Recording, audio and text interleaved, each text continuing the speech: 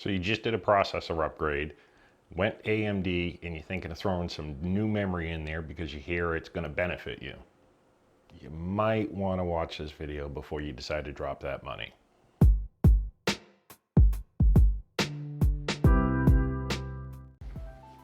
What is going on, everyone? This is Jim with Skool's Tech Talk, where we do tips, tricks, how-tos, and reviews on some of the latest tech gadgets out there.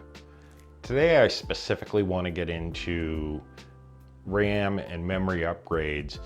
If you're doing the new processors, the Ryzen 7, the 5, the 9, just to kind of give you an idea, if you've already got existing RAM in your system, you may not need to do this upgrade. I went out and I purchased the recommended memory, which is the TridentZ Neo Z 3600. Now, currently what I have in my system is the Corsair Vengeance 3000 speed.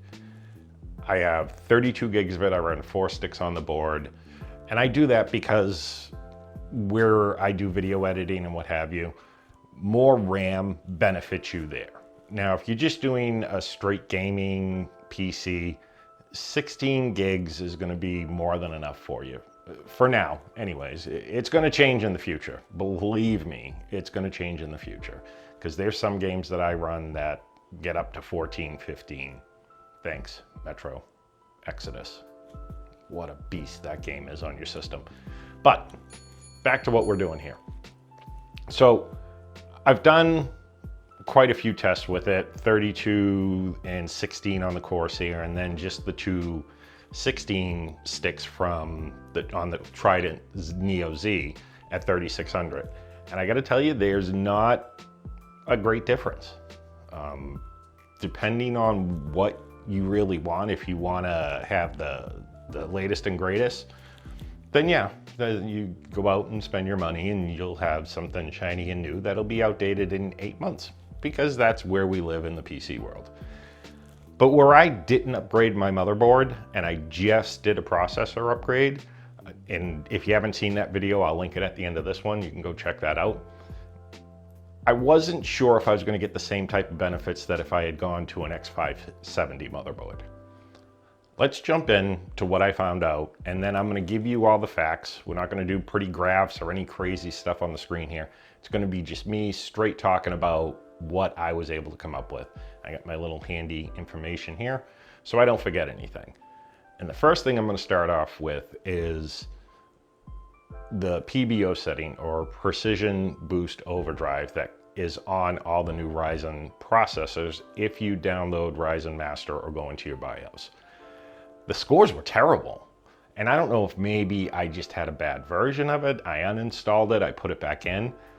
The numbers just didn't line up. But for example, TridentZ, out of the box, moved up to its 3600, was 7020. Now all these scores are reflective of Cinebench 20, so I'll put the link down in the description below if you want to run it on your system and see where your performance at. It's a free application, you don't have to pay anything for it. And it'll give you an idea of the stability and the speed that you can get to on your system.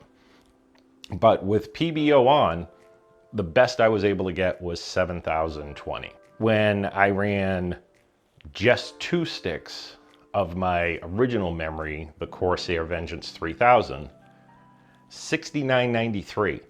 Not a huge difference between the two. It's not, considering there's a pretty good jump from 3000 to 3600. I expected the 3600 to be better, and it just wasn't on PBO. And then, you'll like this one, the 4 sticks, which I was able to get to its 3000 speed across the board, which may or may not work depending on the board you have, because I've seen variants where the BIOS will only let you run 2 sticks at 3000, but you can only run it up to 2666 on 4 sticks, but I was able to get it to 3000. That came in at 7057. Normally that's not the case, but you'll see that when I bring up the other numbers. But my experience with the PBO was, it wasn't anything great. turning PBO off and just doing either a manual overclock or just resetting everything in the BIOS and just letting the processor run what it should normally run, these are the numbers I came up with. So I did 3 manual overclocks on the processor up to 4.2, which is pretty stable for the 3900X. You should be able to get that without a problem if you do any manual overclocking. The TridentZ came in at the best at 7,297. Now, when you hear AMD talk about these processors, the PBO is supposed to be your best option. And I've seen videos out there where some folks have been able to get better, some not. I'm in the not category. 7,297 at a 4.2 manual overclock on 3600 RAM. Great score, system was stable, no issues. That was the top. The Corsair 3000 on 2 sticks came in at 7,281 on a manual overclock of 4.2 on the processor. That is a whopping 16 points less than the TridentZ. I'm gonna get to the whole, are you kidding me, at the end of this. And the last manual overclock I did was on the Corsair 4 sticks. At the time I did the manual overclock, the system would only let me get the RAM speed up to 2,666. And that's where I was just saying, sometimes you'll run into these issues. That came in at 7,223. That I expected. Predominantly lower speed. Yeah, it's 4 sticks, but obviously when we do the manual overclock, something is throttling that RAM speed in the system. Okay, let me get into just factory. So I put the processor, just let the computer do what it needs to do, figure out what level it needs to be in, and we put the RAM at the appropriate speed. Corsair in this section actually came in at the best with 2 sticks, coming in at 7,076. Solid score, 3,000 RAM. I expected not much better, to be honest. The 4 sticks, where I was able to get it to go to the 3,000 because I wasn't doing a manual overclock, came in at 7,057. So adding 2 more sticks of RAM didn't benefit. It made it worse. And here's where I'm going to go off on a tangent after I mention this. The TridentZ, with no overclock on the CPU and at its 3600 rated speed, came in at 7,004. 7,004. Literally the worst score out of everything. Literally. I'm like, how is this even possible? This is supposed to be the greatest gift to PCs as far as RAM when it comes to AMD, and 7,004. All right, all the numbers are out of the way. Here's the rant.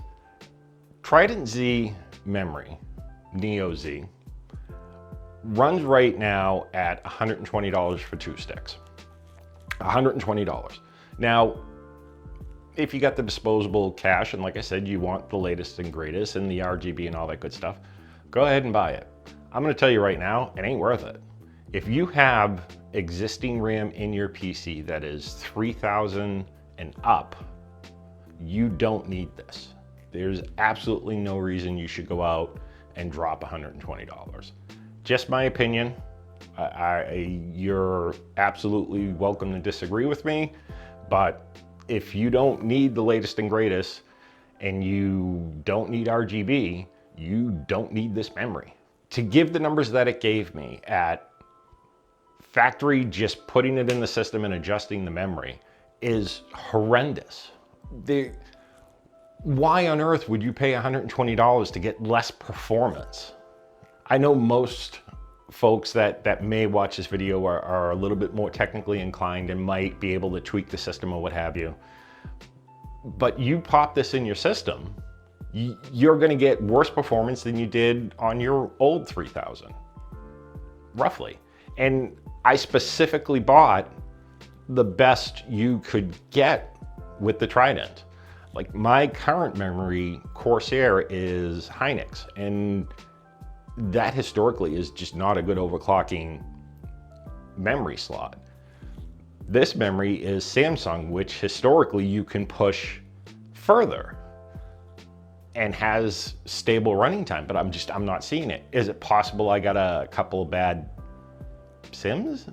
I guess so, but I already thought maybe I had a bad download with the PBO. So the chances of me having two bad things is slim to none. It's not possible. And even after I did uninstall Ryzen Master, put it back in, it's not worth your money. It's not worth your time.